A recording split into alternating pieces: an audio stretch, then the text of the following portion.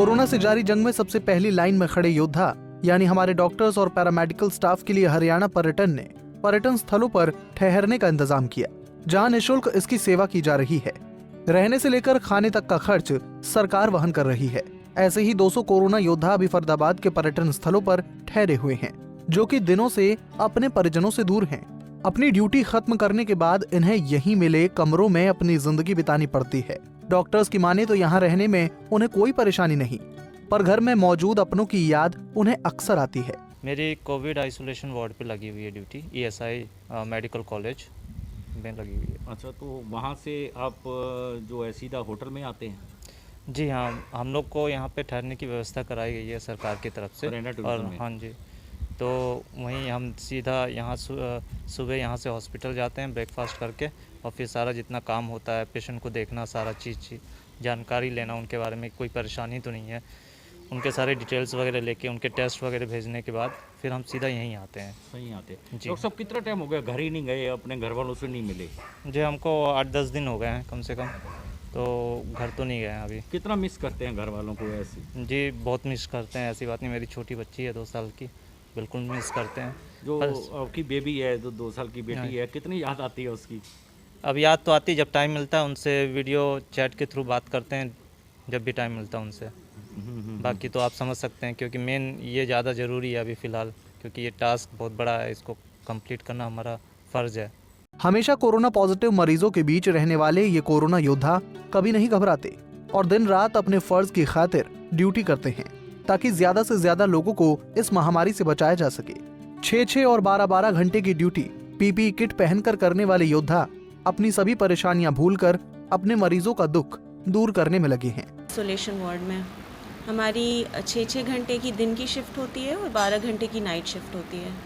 तो isolation ward में जैसा कि डॉक्टर अर्चित ने बताया, वैसे पेशेंट्स को रखा गया है जो कोविड-19 पॉजिटिव आए हैं, यानी कि जो कंफर्म्ड केसेस हैं, और कुछ सस्पेक्टेड केसेस को अलग वार्ड में रखा गया है। तो हम उन दोनों को ही देखते हैं। तो किस तरीके से जो है आप अपनी ड्यूटी कर रहे हैं, क्योंकि जिस तरीके से इस महामारी का खौफ है, और आप लोग उस फ्रंट लाइन पर आकर इसको एक योद्धा की तरह लड़ रहे हैं? हमने ड्यूटी करते समय कभी ये सोचा ही नहीं कि कोई ऑप्शन है नहीं भी करने का। आई है ड्यूटी, लगी है तो करनी ही है। और हमने जब अपनी हिपोक्रेटिक ओथ ली थी, तो यही सोच के तो ली थी ना कि जब देश को, जब लोगों को हमारी ज़रूरत पड़ेगी तो हम उनके काम आ सकें। तो हरियाणा टूरिज्म में अभी आपको ठहराया गया है और आप घर नहीं जा पा रहे हैं, कितना मिस करते हैं घर वालों को? घर वालों को मिस तो करते ही हैं। हरियाणा टूरिज़्म ने बहुत अच्छा इंतज़ाम कर रखा है हम सब के रहने के लिए। और जब हम यहाँ आ रहे थे तो हमारे घर वाले बहुत परेशान थे, जाहिर सी बात है कि मना भी कर रहे थे मत जाओ। लेकिन अब जब हम यहाँ हैं, रोज़ PPE पहन के हम पेशेंट्स के पास जा रहे हैं, तो वो लोग भी काफ़ी एक हद तक निश्चिंत हैं कि हम ठीक काम हो रहा है। ऐसा नहीं है कि हमें बिना किसी तैयारी के भेज दिया गया। देखिए, हम भी उन्हीं लोगों में से ही निकल कर आए हैं। हमारी भी फैमिलीज़ हैं जो डेली फ़ोन करती हैं। उसी तरीके का डर हमें भी लगता है जब हम एरिया में जाते हैं, डोनिंग करते हैं, PPE किट पहनते हैं। PPE किट पहनने के लगभग आधा घंटे तक, पौना घंटे तक हमें भी बहुत ऐसा लगता है कि अब नहीं पहना जा रहा, नहीं पहना जा रहा। लेकिन बस बात उतनी होती है कि जहाँ डेडिकेशन है, जहाँ कमिटमेंट है, उसी चीज़ से हमारा डर ख़त्म हो जाता है। हमें पता है हमें ड्यूटी करनी है, तो उसके आगे शायद हमारा डर और ये सब चीज़ लगभग फीका हो जाता है।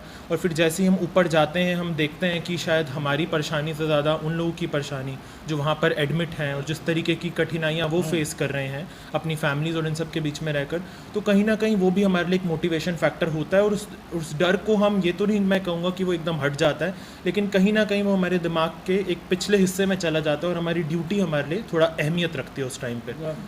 अपनी जान को खतरे में डालकर देश को कोरोना मुक्त करने में लगे कोरोना योद्धाओं की सेवा का मौका मिलने पर हरियाणा पर्यटन के अधिकारी काफी खुश हैं। उनका कहना है कि हम और हमारा स्टाफ बेहद खुश है कि हमें इन कोरोना योद्धाओं की सेवा करने का मौका मिला। यहाँ करीब 200 के करीब डॉक्टर्स, नर्सेज और पैरामेडिकल स्टाफ जो कोरोना वॉरियर्स हैं, वो यहाँ हरियाणा पर्यटन में अभी रुके हैं। और हरियाणा सरकार के आदेश के अनुसार हरियाणा पर्यटन इनको निःशुल्क सेवा प्रदान कर रहा है सभी टूरिस्ट रिजॉर्ट्स में ऑल ओवर हरियाणा।